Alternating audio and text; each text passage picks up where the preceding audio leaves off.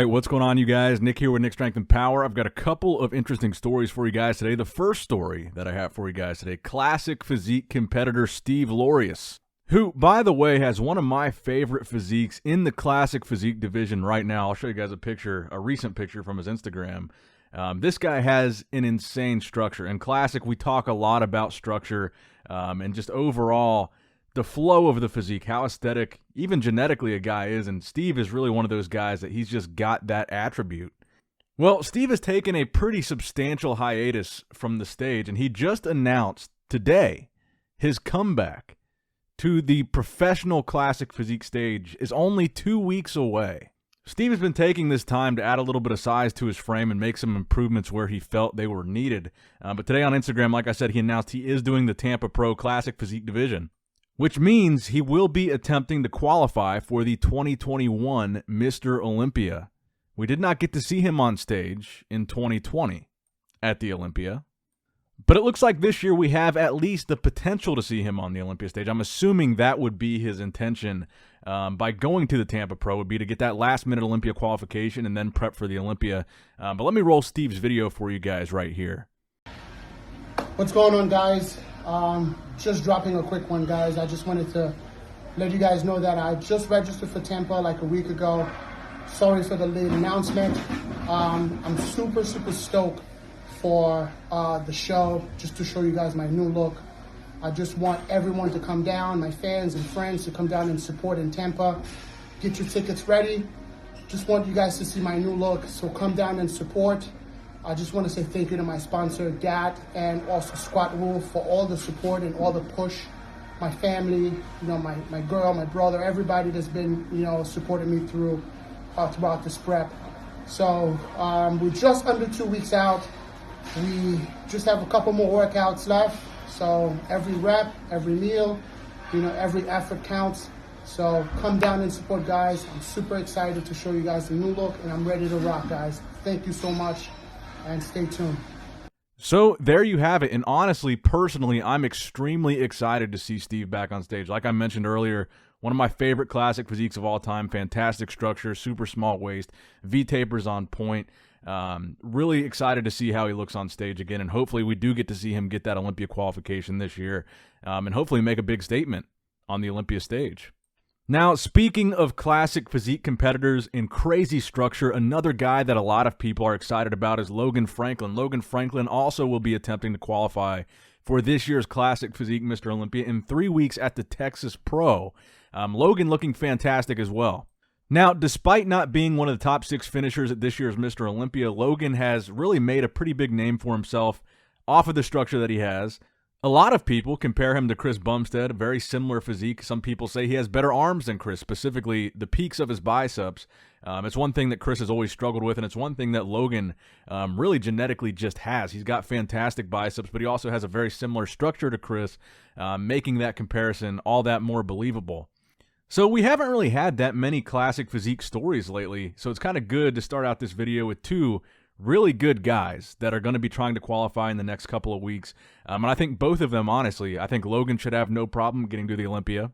And I don't know what the Tampa Pro lineup is looking like or the Texas Pro lineup is looking like in terms of the classic physique divisions. But based on what we've seen in the past from Steve Laureus, I would think an improved version of Steve would have no problem qualifying for the Olympia by winning that show as well. So 2 guys to look out for in the coming weeks. Hopefully we'll see them on the Olympia stage. In fact, let's do one more classic physique story for this video. Brian Jones, a.k.a. Lord Jones on Instagram, posting a physique update. Here, I guess it's 9 weeks out from the Olympia at this point. Another guy I'm extremely impressed with. We just talked about 2 guys, like I said, with great structures. Brian Jones, another one of those guys, a ton of potential, taking top 5 at last year's Olympia, 5th place in the Classic Physique Olympia 2020. Very impressive guy, relatively new to the classic physique stage, but I think this guy has a ton of potential, and this physique update is a perfect example. Look how wide his shoulders are in contrast to how small his waist is. He's got a lot of size, really, I think, for his division. And like I said, he really made some waves in 2020. This was a guy that not a lot of people were talking about going into the Olympia. I certainly wasn't talking about him going into last year's Mr. Olympia, but that's not a mistake I plan on replicating this year because this is another guy that I've really got my eye on to be another top Olympian. And as he makes improvements, I think he's going to do fantastic. I mean, looking at this video, his front double bicep is absolutely insane. Fantastic bodybuilder, very complete. I think a little bit more dialed in on the conditioning, and he could be a top 3 Olympian this year. Now, next up in the news, I wanted to address this one. Justin Rodriguez calling me out. This one I was kind of surprised by, so I wanted to respond to this in a video. So he recently posted a 9 weeks out update from the Olympia. He says, new challenges. Maybe I'm not on the list of Nick Strength and Power as part of the new generation, but I know that I am in the minds of all those athletes that are part of that list. 289 today. Fasting checking. I'm assuming he meant fasted check-in. Now, first of all, I love Justin. I'm a huge fan of Justin. He won the Indy Pro this year. We were talking before the Indy Pro. He's sending me updates and stuff. Huge fan of Justin. Secondly, I really don't know what list he's talking about, except for maybe the other day when I was talking about some of the up-and-coming younger guys, this new generation of bodybuilders. I didn't have a list per se, but I mentioned Hunter Labrada. I mentioned Nick Walker, Sergio Oliva Jr. So I just wanted to clear that up. First of all, he would be on my list. Just because I left him out of that particular statement, that was my bad. I forgot. I didn't say his name. I was just rattling off a few examples that immediately came to my mind, and I did not mean to exclude Justin. So just because I believe that's the video he's referring to, I don't have any list of up-and-coming guys that Justin's not on because I believe he is one of those guys. He's been around a little bit longer, obviously, than Hunter and Nick, and he really is now starting to really come into his own and really start to be a really serious threat. I mean, he won the Indy Pro. That's no small accomplishment. So to Justin, I did actually want to offer an apology for not including his name in that list, and certainly me excluding him from that list was not intentional. I do think Justin is a serious up-and-coming threat, and I actually am honored that a pro bodybuilder would be disappointed with me for not including their name in one of my videos. I think that's a really distinct privilege and honor that a pro would even care what I think, so I don't want to take that too lightly, and I want to include that in this video. Like I said, I do respect these guys a lot, and I did not intend any ill will towards Justin. So shout out to Justin Rodriguez. He is one of the dangerous up-and-comers. And specifically, at the Arnold Classic, he is a dangerous contender.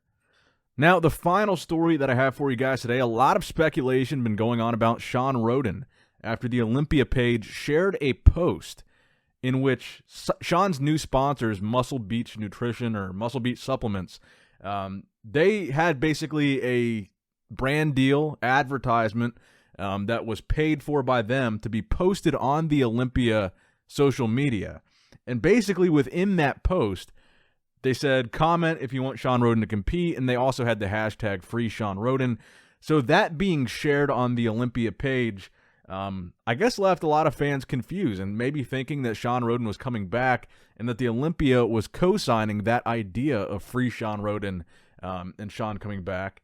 And like I told you guys when I was telling you guys about that post, I don't think they were co-signing anything, and I didn't think that meant that Shawn Rhoden was coming back. Now, I did see on Muscular Development, Ron Harris actually did a video where he says he actually talked to Dan Solomon. Dan Solomon is basically, that's where the buck stops. He would be the guy that knows whether or not Shawn is competing. And according to Ron, he flat out said, no, Shawn is not competing at this year's Mr. Olympia. So it's 100% confirmed that Shawn is not doing it, even though that post may have led to some confusion. Like I said, I was actually pretty surprised that they shared that post, taking into account everything that was in that caption.